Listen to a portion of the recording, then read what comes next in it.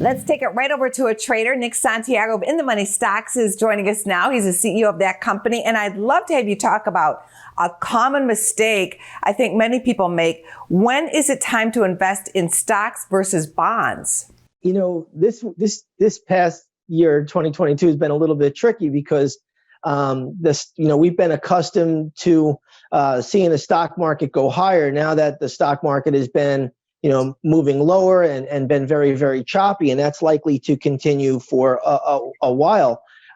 It's a little bit trickier. But what I would say is if you're going to get into the bond market and invest there, make sure it's offering you a better return than what you would get in, say, a high yielding dividend equity. So if you're going to, get into something like maybe something conservative like a Procter and Gamble, and maybe at that point in time the yield could be 2%.